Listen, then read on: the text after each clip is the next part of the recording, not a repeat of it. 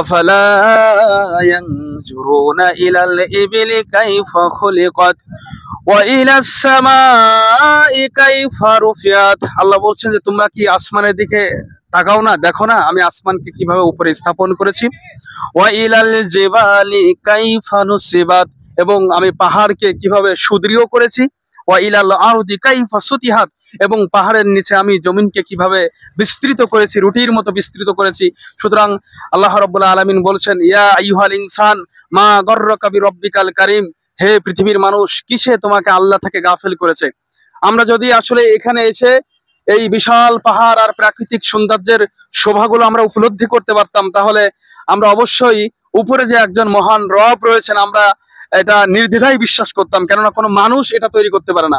মানুষ বড় বিল্ডিং তৈরি করতে পারে, মানুষ বড় বড় পারমাণবিক তৈরি করতে সক্ষম, মানুষ বড় বড় টাওয়ার তৈরি করতে সক্ষম, কিন্তু মানুষ কখনো এরকম সুন্দর কারুকাজে প্রাকৃতিক সৌন্দর্যের এই অপরূপ সৌন্দর্য মানুষ কখনো হাতের কৃত্রিমতা দিয়ে তৈরি করতে পারে না।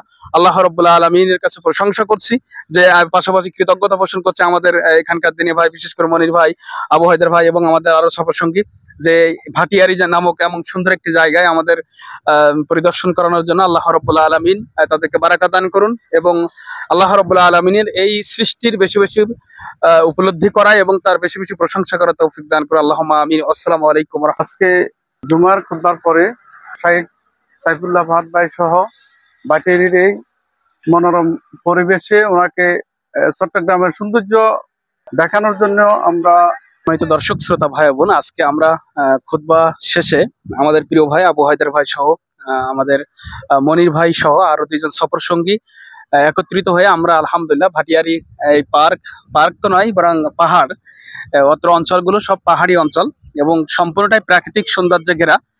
মানুষের তৈরি কৃত্রিমতা আমরা এখানে দেখতে পাচ্ছি না, সবটাই প্রাকৃতিক সৌন্দর্যের আলহামদুলিল্লাহ ভরপুর।